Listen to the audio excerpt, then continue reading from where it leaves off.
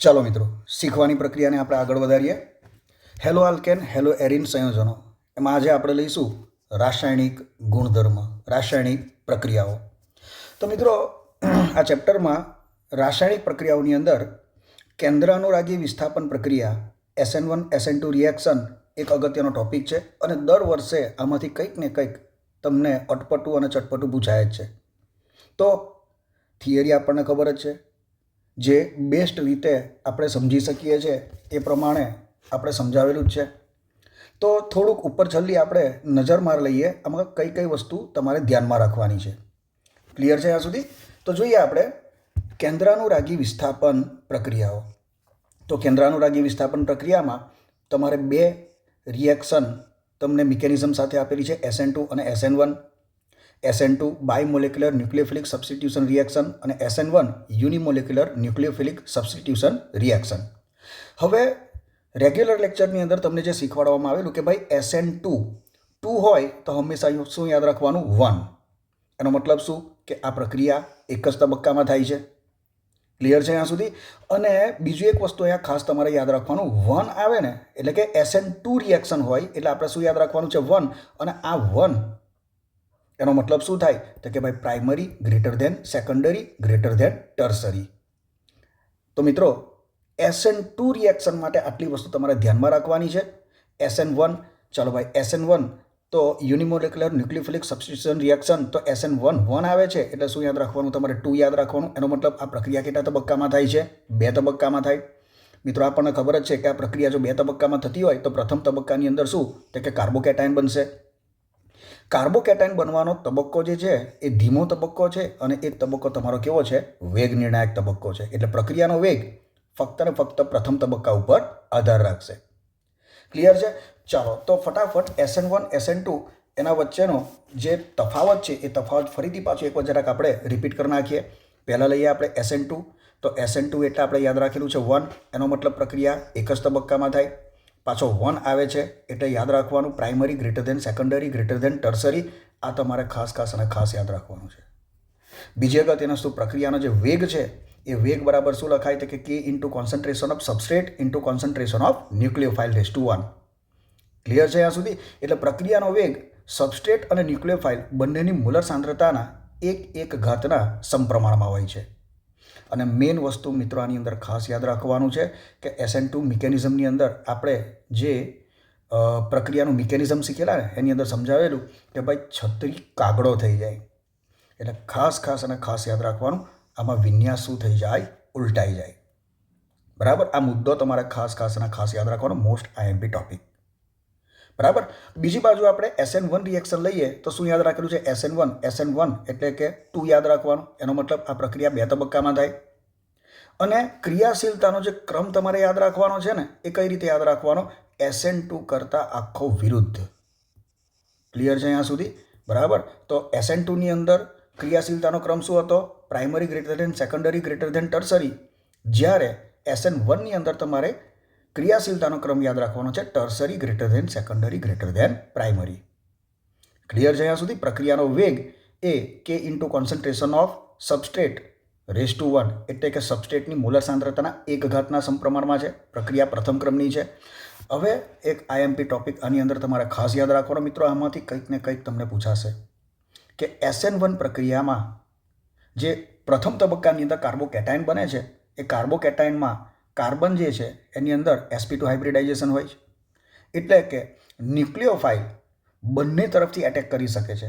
એટલે આ પ્રક્રિયાને અંતે તમને જે નિપજ મળશે ને એ નિપજ ડેક્સ્ટો અને લિયોનું સમપ્રમાણ મિશ્રણ હશે. એટલે આ પ્રક્રિયામાં રેસિમાઇઝેશન જોવા મળે છે. આ પ્રક્રિયામાં રેસિમિક મિશ્રણ મળશે. બરાબર છે? તો મિત્રો, આ મુદ્દો IMP છે, તમારે ખાસ યાદ રાખવાનું છે. ક્લિયર છે અહીંયા સુધી?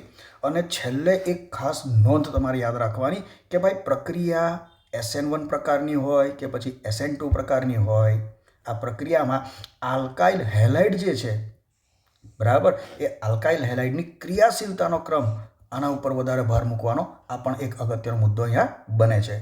તો આલ્કાઇલ હેલાઇડની ક્રિયાશીલતાનો ક્રમ શું છે? કે RI greater than RBr greater than RCl greater than RF. તો આલ્કાઇલ આયોડાઇડની ક્રિયાશીલતા કેમ સૌથી વધારે છે? કારણ આ બંધ સરળતાથી શું થાય? તૂટી શકે છે. ક્લિયર છે? તો SN1 અને SN2 એની અંદર છેલ્લા સમયે જો તમે રિવિઝન કરતા હોય તો આટલી બાબત તમારે ખાસ અને ખાસ ધ્યાનમાં રાખવાની છે. ક્લિયર છે? ચલો મિત્રો આગળ વધીએ છીએ. બીજી એક રિએક્શન તમને આપેલી છે વિલોપન પ્રક્રિયા. ભાઈ વિલોપન પ્રક્રિયા એટલે શું? 11 સાયન્સની અંદર આપણે ઓલરેડી શીખીને આવેલા છે કે નજીકના કાર્બન પરમાણુ, બરાબર, એક એક્ઝામ્પલ લઈએ. ઉદાહરણ તરીકે CH3, CH2, CH2 અને અહીંયા લખી દીધું Cl. ક્લિયર છે? તો આ જે બે કાર્બન છે ને મિત્રો, આ નજીકના કાર્બન પરમાણુ થયા. તો નજીકના કાર્બન પરમાણુ ઉપરથી પરમાણુ, બરાબર, કે પરમાણુ સમૂહ અણુ સ્વરૂપે દૂર થાય. હવે આ જે કાર્બન છે, આ કાર્બનને આપણે આલ્ફા કાર્બન કહીએ તો આલ્ફા કાર્બન ઉપરથી હેલોજન હેલાઇડ આયન સ્વરૂપે દૂર થાય. અને જે બીટા કાર્બન છે, આ કાર્બન તમારો બીટા છે, એના ઉપરથી હાઇડ્રોજન, બરાબર, પ્રોટોન સ્વરૂપે દૂર થાય. એટલે નજીકના કાર્બન પરમાણુ ઉપરથી પરમાણુ કે પરમાણુ સમૂહ અણુ સ્વરૂપે દૂર થાય. એટલે બીટા કાર્બન ઉપરથી H+ નીકળો, આલ્ફા કાર્બન ઉપરથી Cl- નીકળો, તો એ દૂર કયા સ્વરૂપે થશે? HCl ના અણુ સ્વરૂપે દૂર થાય. મિત્રો આ પ્રક્રિયાને આપણે શાના તરીકે? વિલોપન પ્રક્રિયા તરીકે ઓળખીએ. તો એક છેલ્લી વખત જરાક રિપીટ કરી નાખીએ. ભાઈ વિલોપન પ્રક્રિયા એટલે શું? નજીકના કાર્બન પરમાણુ ઉપરથી પરમાણુ કે પરમાણુ સમૂહ અણુ સ્વરૂપે દૂર થાય. તો આ પ્રક્રિયાને શાના તરીકે? વિલોપન પ્રક્રિયા તરીકે ઓળખવામાં આવે. બરાબર છે? હવે વિલોપન પ્રક્રિયા તો સિમ્પલ ફંડામેન્ટલ તમારે મિત્રો યાદ રાખવાનું કે ભાઈ વિલોપન પ્રક્રિયા, તો આ વિલોપન પ્રક્રિયાને હેલો આલ્કેન હેલો એરિન સંયોજનની અંદર ડિહાઇડ્રોહેલોજિનેશન પ્રક્રિયા તરીકે પણ ઓળખવામાં આવે છે. ડિહાઇડ્રોહેલોજિનેશન એટલે ડી એટલે શું? તો કે દૂર થવું, બરાબર ને? આપણે જનરલ દેશી ભાષામાં મતલબ કરીએ તો આલ્ફા કાર્બન ઉપરથી હેલોજન ને બીટા કાર્બન ઉપરથી હાઇડ્રોજન દૂર થતો હોવાને કારણે એને શાના તરીકે? ડિહાઇડ્રોહેલોજિનેશન પ્રક્રિયા તરીકે પણ ઓળખવામાં આવે છે. તો મિત્રો આ રિએક્શન તો છે ને આપણે 11 સાયન્સથી શીખતા આવ્યા છે. મેઇન પ્રશ્ન શું છે કે ભાઈ આ જે આલ્કાઇલ હેલાઇડ છે ને, એની અંદર જ્યારે વિલોપન પ્રક્રિયા કરવામાં આવે ને, તો ઘણી વખત શું થાય કે બીટા કાર્બનની સંખ્યા છે ને એક કરતાં વધારે આપી દીધી હશે. જ્યારે પણ બીટા કાર્બનની સંખ્યા એક કરતાં વધારે હોય ત્યારે પ્રશ્ન અહીંયા અગત્યનો બને છે કે કઈ નિપજ તમારી મુખ્ય બનશે. બરાબર? એક એક્ઝામ્પલ જોઈએ આપણે. તો આપણી પાસે એક પ્રક્રિયક છે અહીંયા CH3, CH2, CH2, CH, આના સાથે Br જોડાયેલો છે અને પછી CH3. તો મિત્રો જો ધ્યાનથી જુઓ અહીંયા કે આ જે હેલોજન જે છે, બરાબર, હેલોજન જે કાર્બન સાથે જોડાયો છે એ કાર્બન તમારો કયો છે? આલ્ફા. અને આલ્ફા કાર્બન સાથે સંલગ્ન જે કાર્બન છે, આ કાર્બન તમારો બીટા છે અને આ કાર્બન તમારો બીટા છે. ક્લિયર છે? તો અહીંયા તમને પ્રશ્ન પૂછવામાં આવે કે આમાં મુખ્ય નિપજ તમારી કઈ બનશે? તો એ યાદ રાખવા માટે તમારે સેટજેફનો નિયમ યાદ રાખવાનો. હું એને સેટજેફ જ કહું છું. બુકની અંદર Z7ના નિયમ તરીકે તમને આપેલો છે અને અગત્યનો નિયમ છે. આના ઉપરથી તમારો એક MCQ બની શકે છે. તો સેટજેફનો નિયમ શું છે કે એક કરતાં વધુ બીટા હાઇડ્રોજન પરમાણુ ધરાવતા હેલો આલ્કેનની ડિહાઇડ્રોહેલોજિનેશન પ્રક્રિયામાં મુખ્ય નિપજ તરીકે દ્વિબંધયુક્ત બંને કાર્બન પરમાણુ સાથે વધુમાં વધુ આલ્કાઇલ સમૂહ જોડાયેલા હોય તેવું જ આલ્કીન સંયોજન, બરાબર, મુખ્ય નિપજ તરીકે તમારે ગણવાનું. હવે થિયરી માટે આ નિયમ તમારે ગોખવો હોય તો ગોખી નાખવાનું, પણ MCQ સોલ્વ કરતી વખતે એક સિમ્પલ તમારે ટ્રીક યાદ રાખવાની. બરાબર છે? ટ્રીક શું યાદ રાખવાની ખબર છે? કે અંદરના બીટા કાર્બન પરથી હાઇડ્રોજનને દૂર કરવો. બસ આ સિમ્પલ ટ્રીક તમારે યાદ રાખવાની. તો પ્રશ્ન છે કે અહીંયા અંદરનો બીટા કાર્બન કોને ગણીશું? ક્લિયર છે અહીંયા સુધી? તો જુઓ એક સિમ્પલ ફંડામેન્ટલ યાદ રાખવાનો છે મિત્રો કે હેલોજન ધરાવતો જે તમારો કાર્બન છે એ કાર્બન તમારો કયો થઈ ગયો? આલ્ફા થઈ ગયો. ક્લિયર છે? તો આ તમારો આ હેલોજન જે કાર્બન સાથે જોડાયેલો છે એ આલ્ફા કાર્બન થયો. હવે જે બાજુ આલ્કાઇલ ગ્રુપ નાનું હોય ને, બરાબર છે, એને તમારે બહારનું ગ્રુપ ગણવાનું, અને જે બાજુ આલ્કાઇલ સમૂહ તમારે મોટો હોય ને એ તમારે શું ગણવાનું? અંદરનું આલ્કાઇલ ગ્રુપ ગણવાનું. ક્લિયર છે અહીંયા સુધી? એટલે ટ્રીક શું યાદ રાખવાની કે સેટજેફના નિયમ પ્રમાણે તમારે બીટા વિલોપન પ્રક્રિયામાં જો ફાઇનલ પ્રોડક્ટ લખવાની છે એમાં અંદરના બીટા કાર્બન, ભાઈ આ તો તમારો બહારનો બીટા કાર્બન થયો, બરાબર, કે આ બાજુ આલ્કાઇલ કાર્બનની સંખ્યા પ્રમાણમાં કેવી છે? ઓછી છે. અંદરનો કોને ગણવાનો? કે જ્યાં આલ્કાઇલ કાર્બનની સંખ્યા પ્રમાણમાં કેવી હોય? વધારે હોય. તો અંદરનો બીટા કાર્બન તમારો કયો છે? તો મિત્રો આ અંદરનો તમારો બીટા કાર્બન છે ને, બીટા કાર્બન ઉપરથી તમારે હાઇડ્રોજન દૂર કરીને આલ્ફા અને બીટા કાર્બન વચ્ચે તમારે શું બતાવી દેવાનો? Double bond. આ નિપજ તમારી કેવી ગણાય? મુખ્ય ગણાય. ક્લિયર છે અહીંયા સુધી? એટલે સેટઝેપનો નિયમ સરળ ભાષામાં બરાબર તમારે પ્રોડક્ટ લખવી હોય તો આટલો કોન્સેપ્ટ તમારે ધ્યાનમાં રાખવાનો. એકાદ બે એક્ઝામ્પલ ટ્રાય કરવાના, વધારે ખબર પડશે. આગળ વધીએ છીએ. બીજી એક અગત્યની રિએક્શન છે ભાઈ ધાતુઓ સાથેની પ્રક્રિયા. મિત્રો આ રિએક્શન પણ એકદમ અગત્યની, કંઈક ને કંઈક આની અંદરથી પૂછાય જ છે. બરાબર. તો પહેલી પ્રક્રિયા તમારી કઈ છે? વુડ્સ. બરાબર. તો વુડ્સ છે, ફિટિક પ્રક્રિયા છે, વુડ્સ ફિટિક પ્રક્રિયા છે. એને યાદ કેવી રીતે રાખશો? બરાબર. તો અગત્યની વસ્તુ આલ્કાઇલ હેલાઇડની સોડિયમ ઇન પ્રેઝન્સ ઓફ ઇથરની હાજરીમાં શું થાય? પ્રક્રિયા થાય. ક્લિયર છે અહીંયા સુધી? બરાબર છે. એટલે તમારે જોવાનું શું? સોડિયમ મેટલ જોવાની, બીજું એરો ઉપર ઇથર જોવાનું. હવે અગત્યની વસ્તુ તમને સબસ્ટ્રેટ એટલે કે પ્રક્રિયાર્થી કયો આપેલો છે એના ઉપરથી તમારે નિપજને બરાબર નક્કી કરવાની છે અને પ્રક્રિયાને બી નક્કી કરવાની. બરાબર. જો પહેલા સ્ટેપમાં તમારે શું કરવાનું? એરો ઉપર ઇથર શોધવાનું. બીજી અગત્યને શું? મેટલ તરીકે સોડિયમ શોધવાની. બરાબર. પછી આલ્કાઇલ હેલાઇડ જોવાનો કે એરાઇલ હેલાઇડ આપેલો છે તે જોવાનો. જો આલ્કાઇલ હેલાઇડના 2 મોલ આપેલા હોય બરાબર તો બમણા કાર્બન ધરાવતો આલ્કેન નિપજ તરીકે તમારે પ્રાપ્ત થશે. બરાબર. તો આ પ્રક્રિયાને શાના તરીકે? વુડ્સ પ્રક્રિયા તરીકે ઓળખવાની. બરાબર. ચલો અહીંયા ઇથર દેખાયો, સોડિયમ મેટલ દેખાય. બરાબર. એરાઇલ હેલાઇડ તમને આપેલા છે, એના 2 મોલ આપેલા છે. ક્લિયર છે? તો આ ફિનાઇલની રિંગ બંને એકબીજા સાથે જોડીને તમારી ફાઇનલ પ્રોડક્ટ બનાવવાની, બમણા જ કરવાના. એકના ડબલવાળી સ્કીમ, એટલું યાદ રાખવાનું.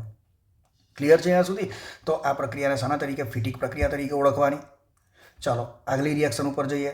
એરો ઉપર સોડિયમ, ઇથર, આ 2 વસ્તુ મળી ગઈ.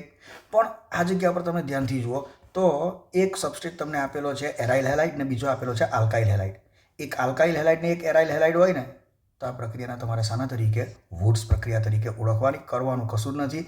હેલોજન તમારે દૂર કરી નાખવાના છે. આલ્કાઇલ અને એરાઇલ ગ્રુપ તમારે જોડીને ફાઇનલ પ્રોડક્ટ લખવાની છે.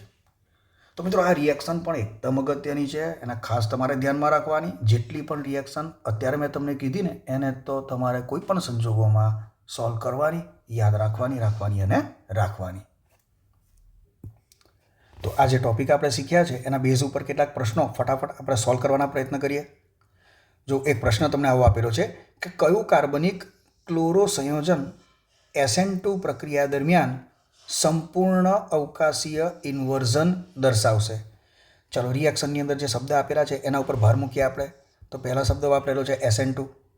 ક્લિયર છે? બીજો શબ્દ આપેલો છે ઇન્વર્ઝન. ક્લિયર છે અહીંયા સુધી? તો હમણાં જ આપણે શીખ્યા ભાઈ SN2 પ્રક્રિયા હોય તો એની અંદર શું જોવા મળે છે? ઇન્વર્ઝન જોવા મળે. ક્લિયર છે અહીંયા સુધી? હવે SN2 પ્રક્રિયાઓ શબ્દ વાપરેલો છે તો પ્રક્રિયાની ક્રિયાશીલતાનો ક્રમ શું છે? તો કે 2 છે એટલે 1. એટલે યાદ રાખવાનું primary greater than secondary greater than tertiary. ટૂંકમાં અવકાશીય અવરોધકતા જે અણુની અંદર ઓછી હશે એ પ્રક્રિયા ઝડપથી આપશે અણુ. તો આની અંદર બરાબર તમે ઓપ્શન સી જુઓ તો ઓપ્શન સીની અંદર કાર્બન સાથે બરાબર એક હાઇડ્રોજન, બીજો હાઇડ્રોજન, ત્રીજો હાઇડ્રોજન અને પછી હેલોજન આ રીતનું જોડાયેલું છે. હાઇડ્રોજન આ પરમાણુ એનું કદ પ્રમાણમાં કેવું છે? નાનું છે. નાનું હોવાને કારણે ન્યુક્લિયોફાઇલ સરળતાથી આ કાર્બન ઉપર શું કરી શકશે? એટેક કરી શકશે. ક્લિયર છે? એટલે સૌથી ઝડપથી પ્રક્રિયા કોણ આપશે? CH3Cl chloromethane. આપણા પ્રશ્નનો જવાબ શું થશે? સી. આગલો પ્રશ્ન આપેલો છે SN2 પ્રક્રિયામાં ભાગ લેતા કાર્બન પરમાણુના સંકરણમાં કયા પ્રકારની સંક્રાંતિ અવસ્થાએ શું ફેરફાર થાય છે?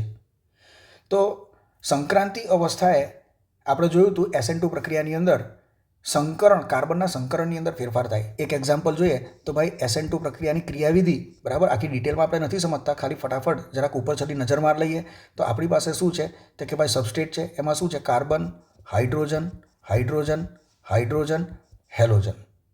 તો આ જે કાર્બન છે ને મિત્રો એ કાર્બન આપણી પાસે કયો છે? sp3 હાઇબ્રિડાઇઝ. હવે અગત્યને શું એના ઉપર શું કરે છે? ન્યુક્લિયોફાઇલ એટેક કરે છે. બરાબર. ન્યુક્લિયોફાઇલ આ જગ્યા ઉપરથી એટેક કરશે તો શું થવાનું છે? તો ટ્રાન્ઝિશન સ્ટેટ સંક્રાંતિ અવસ્થા પ્રાપ્ત થવાની. તો સંક્રાંતિ અવસ્થામાં શું શીખેલા? ન્યુક્લિયોફાઇલ, કાર્બન, હાઇડ્રોજન, હાઇડ્રોજન, હાઇડ્રોજન અને પછી હેલોજન. તો આ જે તમારું ટ્રાન્ઝિશન સ્ટેટ છે ને એ ટ્રાન્ઝિશન સ્ટેટની અંદર આપણે શું શીખેલા? તો મિત્રો આપણે આવું શીખ્યા હતા કે ન્યુક્લિયોફાઇલ અને કાર્બન વચ્ચેનો જે બંધ છે બરાબર એ બનવાની શરૂઆત કરે છે. ક્લિયર છે અહીંયા સુધી? અને કાર્બન અને હેલોજન વચ્ચેનો જે બંધ છે બરાબર એ નબળો છે, એ તૂટવાની શરૂઆત કરે છે. એટલે અગત્યને શું આપણે આને પરમેનન્ટ બંધ ન ગણતા બરાબર. આપણી પાસે પરમનન્ટ બંધ હવે ચારમાંથી કેટલા સિગ્મા પ્રકારના બંધ? 3 જ રહ્યા. આ એક સિગ્મા પ્રકારનો બંધ, આ બીજો સિગ્મા પ્રકારનો બંધ અને આ ત્રીજો સિગ્મા પ્રકારનો બંધ. ભાઈ સિગ્મા પ્રકારના બંધની સંખ્યા 3 હોય તો અહીંયા હાઇબ્રિડાઇઝેશન કાર્બનની અંદર કયું ગણાય? sp2 ગણાય. ક્લિયર છે અહીંયા સુધી? તો ભાઈ સંકરણમાં કયા પ્રકારનો ફેરફાર થાય છે? તો સિમ્પલ જવાબ યાદ રાખવાનો, sp3માંથી શું? sp3માંથી sp2 થાય. એટલે આવો આપણને એક ઓપ્શન આપેલો છે ડી. ક્લિયર છે? sp3માંથી sp2 સંકરણ થાય. ઓકે, આગળ વધીએ મિત્રો. એક પ્રશ્ન બીજો છે, SN2 પ્રક્રિયા માટે નીચે આપેલ આલ્કાઇલ હેલાઇડના ક્રિયાશીલતાનો યોગ્ય ક્રમ જણાવો.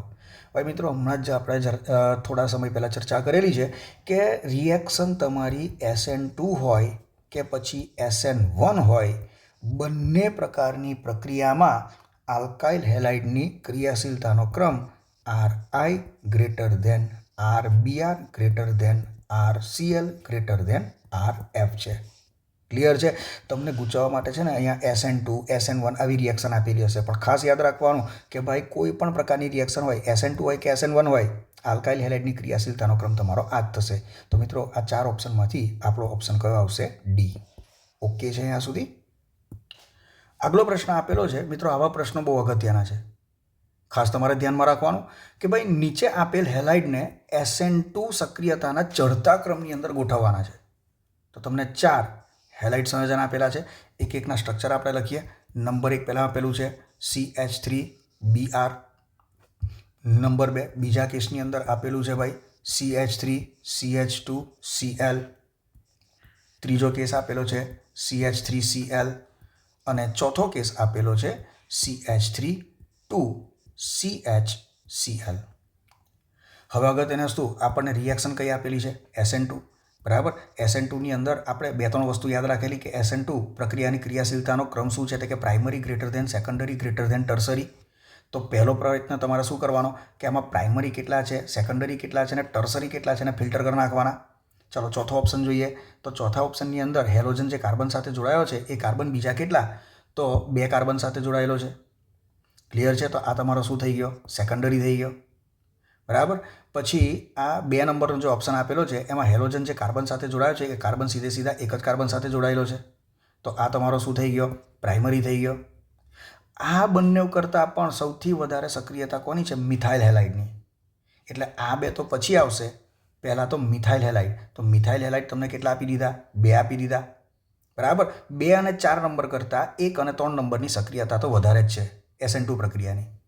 હવે પ્રશ્ન શું છે? આ બંને બરાબર છે, બ્રોમોમિથેન, ક્લોરોમિથેન, બંને મિથાઇલ હેલાઇડ જ આપી દીધા છે. તો પછી અગત્યનું આપણે બીજું શસ્ત્ર વાપરવાનું કે આલ્કાઇલ હેલાઇડ જે છે એની સક્રિયતાનો ક્રમ આપણે શીખેલા છે તો કે RI greater than RBr greater than RCl greater than RF. Clear છે અહીંયા સુધી? તો એના ઉપર જવાનું. બરાબર. તો અહીંયા મિથાઇલ હેલાઇડની અંદર કોણ જોડાયું છે? બ્રોમિન. આમાં મિથાઇલ હેલાઇડમાં કોણ છે? ક્લોરિન. તો અગત્યનું શું? ક્લોરિન કરતાં બ્રોમિન અને કાર્બન વચ્ચેનો બંધ ઝડપથી તૂટી જાય. એટલે સૌથી વધુ સક્રિયતા કોની આવશે? CH3Brની. આ પહેલા નંબર ઉપર આવે. બીજા નંબર ઉપર CH3Cl આવે. ત્રીજા નંબર ઉપર CH3CH2Cl ક્લોરોઇથેન આવે. તો આ તમારો નંબર 3 થઈ ગયો. અને સૌથી છેલ્લે સક્રિયતાની અંદર 4 નંબર આવે. ક્લિયર છે અહીંયા સુધી? એટલે આવો કોઈ ક્રમ જો દેખાતો હોય ને, પહેલાં તો શું કરવાનું? સૌથી વધારે સક્રિય કોણ? બરાબર. તમારે શું કરવાનું છે? ચડતો ક્રમ એટલે બરાબર છે, સક્રિયતા સૌથી વધારે કોની છે એ જોઈ લેવાની. તો પહેલાં તો 1 નંબર ઉપર CH3Br. ભાઈ CH3Brમાં સક્રિયતા સૌથી વધારે એવો કોઈક ઓપ્શન આપેલો છે જે પહેલા ઓપ્શનની અંદર? તો આ નહીં આવે. બરાબર. બીજા ઓપ્શનની અંદર સૌથી વધારે, યસ, બરાબર, આ એક શક્યતા. ત્રીજા ઓપ્શનની અંદર નથી. ચોથા ઓપ્શનની અંદર પણ નથી. તો એક શક્યતા છે ઓપ્શન બી. ચાલો ચેક કરી નાખીએ. તો પહેલાં સૌથી વધારે સક્રિયતા CH3Br, બીજા નંબર ઉપર CH3Cl, ત્રીજા નંબર પર CH3CH2Cl અને છેલ્લે બરાબર આ. એટલે આપણો ઓપ્શન કયો આવશે? બી. ઓકે છે? ચાલો મિત્રો, આગલો પ્રશ્ન આપેલો છે, એક અજ્ઞાત આલ્કોહોલ એ પ્રાથમિક, દ્વિતીયક અને તૃતીયક છે એ નક્કી કરવા માટે એની લ્યુકાસ પ્રક્રિયક સાથે પ્રક્રિયા કરવામાં આવે તો ઉપરના પૈકી કયો આલ્કોહોલ ઝડપથી અને કઈ પ્રક્રિયાથી ક્રિયાવિધિ કરશે? ચાલો મિત્રો, તો લ્યુકાસ કસોટીનો અહીંયા ઉલ્લેખ કરેલો છે. ભાઈ લ્યુકાસ કસોટીની અંદર આલ્કોહોલની સક્રિયતાનો ક્રમ આપણે શું જોયો હતો? Tertiary greater than secondary greater than primary. એનો મતલબ ટર્સરી આલ્કોહોલ સૌથી ઝડપથી પ્રક્રિયા આપશે. તો અહીંયા પ્રશ્ન શું પૂછેલો છે કે કયો આલ્કોહોલ ઝડપથી પ્રક્રિયા આપશે? તો ભાઈ આપણને પ્રશ્નનો જવાબ તો મળી ગયો. કયો આલ્કોહોલ? ટર્સરી આલ્કોહોલ ઝડપથી પ્રક્રિયા આપશે. હવે પ્રશ્ન શું પૂછેલો છે બાકીનો ભાગ કે પ્રક્રિયાની ક્રિયાવિધિ કઈ હશે? ભાઈ આપણી પાસે બે પ્રકારની પ્રક્રિયાની ક્રિયાવિધિ છે, એક SN2 અને બીજી SN1. હવે SN2 ક્રિયાવિધિમાં ક્રિયાશીલતાનો ક્રમ શું છે? કે primary greater than secondary greater than tertiary. અને SN1ની અંદર ક્રિયાશીલતાનો ક્રમ શું છે? કે tertiary greater than secondary greater than primary. બરાબર. હવે પહેલા પ્રશ્નની અંદર આપણને જવાબ મળી ગયો કે ટર્સરી આલ્કોહોલ સૌથી ઝડપથી પ્રક્રિયા આપે છે. તો ટર્સરી આલ્કોહોલ એ કયા મિકેનિઝમને ફોલો કરશે? ઝડપથી પ્રક્રિયા આપશે તો SN1 મિકેનિઝમને ફોલો કરશે, કારણ SN1 મિકેનિઝમની અંદર બરાબર છે પ્રક્રિયાની પેલું સરળતાનો ક્રમ તમને આપેલો છે, tertiary greater than secondary greater than primary. એટલે આપણો જવાબ શું હોવો જોઈએ? તો કે ટર્સરી અને SN1 પ્રક્રિયાની ક્રિયાવિધિ. તો તૃતીયક અને SN1 વડે. તો આપણા પ્રશ્નનો જવાબ કયો આવશે? એ. બીજો એક મસ્ત પ્રશ્ન આપેલો છે, જુઓ મિત્રો. નીચે આપેલા હેલાઇટ સંયોજનોને SN1 ક્રિયાશીલતાના ઘટતા ક્રમની અંદર ગોઠવો. SN1 ક્રિયાશીલતાના ઘટતા ક્રમની અંદર ગોઠવવાનું. ચાલો પહેલાં તો આપણને SN1 વિશે શું ખબર છે? તો SN1 વિશે આપણને આટલું ખબર હોવી જોઈએ કે ભાઈ SN1 એટલે 2, એટલે આ પ્રક્રિયા કેટલા? 2 તબક્કામાં થાય. ક્લિયર છે અહીંયા સુધી? જો પ્રક્રિયા 2 તબક્કામાં થતી હોય તો પ્રથમ જે તબક્કો છે બરાબર, એ પ્રથમ તબક્કાની અંદર આપણને શું મળે છે? કાર્બોકેટાયન મળે છે, એ આપણને ખબર. ક્લિયર છે અહીંયા સુધી? તો આ મુદ્દો અગત્યનો છે. બરાબર. તો કેટલી ઝડપથી કાર્બોકેટાયન મળે છે બરાબર, એના ઉપરથી તમે સક્રિયતા નક્કી કરી શકશો. ક્લિયર છે ને આ સુધી? હવે આ પ્રશ્નને સોલ્વ કરવા માટે જો આપણી પાસે 3 ઓપ્શન આપેલા છે, 1, 2 અને 3. ક્લિયર છે? એમાં બરાબર છે આ સાયક્લોહેક્ઝેન સાથે હેલોજન જોડેલો છે, ક્લોરીન. બીજો સાયક્લોહેક્ઝેન સાથે શું જોડેલું છે? મિથાઇલ ગ્રુપ અને ક્લોરીન જોડેલા છે. અને ત્રીજાની અંદર સાયક્લોહેક્ઝેન સાથે મિથાઇલ અને બ્રોમિન જોડેલા છે. બરાબર. તો પહેલાં તો તમારે શું કરવાનું કે SN1 મિકેનિઝમ તમને આપેલું હોય ને, આ શબ્દ દેખાય ને એટલે પહેલું તો તમારે શું કરવાનું? એમાંથી કાર્બોકેટાયન કયો બનશે? ક્લિયર છે અહીંયા સુધી? શું યાદ રાખવાનું? એમાં કાર્બોકેટાયન પહેલાં તો કયો બનશે એ તમારે ખાસ ધ્યાનમાં રાખવાનું. ક્લિયર છે અહીંયા સુધી? હવે કાર્બોકેટાયન બનાવીએ તો પહેલો જે તમને ઓપ્શન આપેલો છે એ પહેલા ઓપ્શનની અંદર તમારો આ કાર્બોકેટાયન આ રીતનો બનશે. બરાબર. બીજો જે તમને ઓપ્શન આપેલો છે એ બીજા ઓપ્શનની અંદર બરાબર કાર્બોકેટાયન તમારો આ રીતનો બનશે. અહીંયા CH3 એવા ને એવા જ રહેશે, પણ આ કાર્બન ઉપર ચાર્જ આવી જશે પ્લસ. અને ત્રીજો જે ઓપ્શન છે ને બરાબર, એમાં તમારો હેલોજન જો તમે દૂર કરી નાખો તો પણ તમારો કાર્બોકેટાયન આ જ રીતનો બનશે, આ કાર્બન ઉપર પ્લસ ચાર્જ. તો પ્રશ્ન શું છે બરાબર કે આ 3માં સૌથી વધારે ઝડપથી કોણ SN1 પ્રક્રિયાની ક્રિયાવિધિને અનુસરશે? બરાબર. તો SN1 એની સક્રિયતાનો ક્રમ આપણને ખબર છે. SN1 એટલે શું યાદ રાખેલું આપણે? Tertiary greater than secondary greater than primary. Clear છે? તો ટર્સરી કાર્બોકેટાયન ઝડપથી પ્રક્રિયા આપશે. ભાઈ ટર્સરી કાર્બોકેટાયન, તો આ કાર્બનને તમે ધ્યાનથી જુઓ. બરાબર. આ કાર્બનને તમે ધ્યાનથી જુઓ. આ જે કાર્બન છે બરાબર છે, તો એ કાર્બન બીજા કેટલા કાર્બન સાથે જોડાયો છે? તો ભાઈ આ 1, આ 2 અને આ 3. ક્લિયર છે અહીંયા સુધી? એનો મતલબ આ ટર્સરી કાર્બોકેટાયન છે. બરાબર. આ જે કાર્બન છે એ કાર્બન બીજા કેટલા? તો કે 1, 2 અને 3 કાર્બન સાથે જોડાયેલો છે, આ પણ તમારો ટર્સરી છે. અને આ જે કાર્બન છે તમારો, જે કાર્બોકેટાયન બનેલો છે એ ટોટલ 1 અને 2 કાર્બન સાથે જોડાયેલો છે, એનો મતલબ સેકન્ડરી. તો સેકન્ડરી કરતાં ટર્સરીની SN1 પ્રક્રિયામાં સક્રિયતા વધારે છે. બસ આનું પ્રોબ્લેમ શું છે? ટર્સરીની અંદર 2 ઓપ્શન આપેલા છે. ટર્સરીમાં 2 ઓપ્શન આપેલા છે, બીજો અને ત્રીજો. તો આપણે એક વસ્તુ શીખેલા કે SN1 પ્રકારની પ્રક્રિયા હોય કે પછી SN2 પ્રકારની પ્રક્રિયા હોય, આલ્કાઇલ હેલાઇડની સક્રિયતાનો ક્રમ કયો છે? તો કે RI greater than RBr greater than RCl greater than RF. Clear છે અહીંયા સુધી? ચાલો, આયોડિનવાળો તો કોઈ કિસ્સો છે નહીં, ક્લોરીન અને બ્રોમિનવાળો છે. તો આયોડિનવાળો કિસ્સો કાઢી નાખીએ, ફ્લોરિનવાળો કિસ્સો કાઢી નાખીએ. તો ક્લોરીન અને બ્રોમિનની અંદર બરાબર છે RBr વચ્ચેનો બંધ ઝડપથી તૂટે છે. હવે જેની અંદર ઝડપથી બંધ તૂટતો હોય બરાબર, એ પ્રક્રિયામાં ઝડપથી ભાગ લેશે.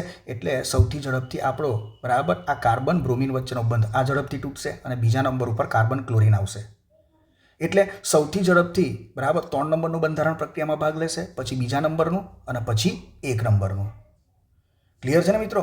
એટલે અગત્યની વસ્તુ આની અંદર આપણે ક્રમ શું થશે? તો કે 3, આપણો ક્રમ શું થશે? 3 greater than 2 greater than 1. Clear છે અહીંયા સુધી? તો મિત્રો આને ધ્યાનમાં રાખતા આપણા પ્રશ્નનો જવાબ કયો આવશે? એ. બરાબર છે. 3 greater than 2 greater than 1. Clear? ચલો મિત્રો, એક છેલ્લો પ્રશ્ન જોઈ લઈએ આપણે. પ્રક્રિયા પૂર્ણ કરો. આવો પણ પ્રશ્ન કંઈક તમને આપી શકે? કશું જ નહીં, આપણને બેઝિક ફંડામેન્ટલ આપણી પાસે ક્લિયર હોવું જોઈએ.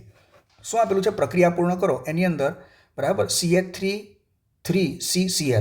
એક આલ્કાઇલ હેલાઇડ આ રીતનો આપેલો છે આપણને.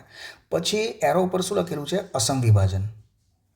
તો તમને પ્રશ્ન પૂછેલો છે, આ ખાલી જગ્યામાં શું આવશે? બરાબર, એકદમ સિમ્પલ કોન્સેપ્ટ થઈ ગયો મિત્રો તમારો. બરાબર, અહીંયા શું લખેલું છે? અસમ વિભાજન. અસમ વિભાજન એટલે શું? બરાબર, તો બે પરમાણુ વચ્ચેનો બંધ એવી રીતે તૂટે કે ભાગીદારીનું ઇલેક્ટ્રોન યુગ્મ બેમાંથી કોઈ એક પરમાણુ લઈ જાય. તો કાર્બન છે, એની સાથે 3 મિથાઇલ ગ્રુપ જોડાયેલા છે. અહીંયા લખીએ આપણે CH3 ક્લિયર છે અહીંયા સુધી? અને અહીંયા લખેલું છે Cl. હવે એરો ઉપર શબ્દ લખેલો છે અસમ વિભાજન. અસમ વિભાજન થાય એટલે આ હેલોજન આખે આખું ઇલેક્ટ્રોન યુગ્મ લઈને છૂટો પડવાનો. ભાઈ હેલોજન જો આખે આખું ઇલેક્ટ્રોન યુગ્મ લઈને છૂટો પડે તો કાર્બન અહીંયા શું? CH3 આ કાર્બન ઉપર ચાર્જ કેવો થઈ જવાનો? પ્લસ, અને છૂટો શું પડશે? Cl minus. ક્લિયર છે?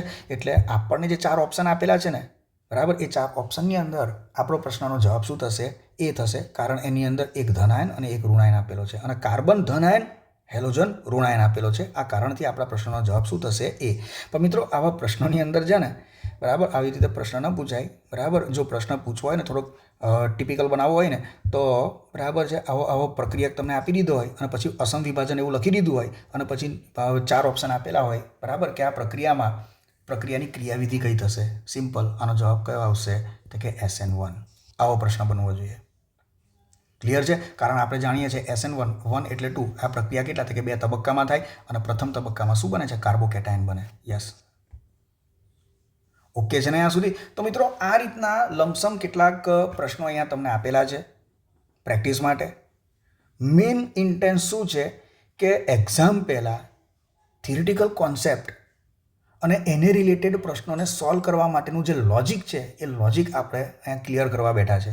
નહીં કે નંબર ઓફ પ્રશ્ન, બરાબર ને, 4000 5000 સવાલ સોલ્વ કરવાની કોઈ જરૂરિયાત નથી. બેઝિક ફંડામેન્ટલ તમારું અહીંયા ક્લિયર થવું જોઈએ. આ ઇન્ટેન્સ છે.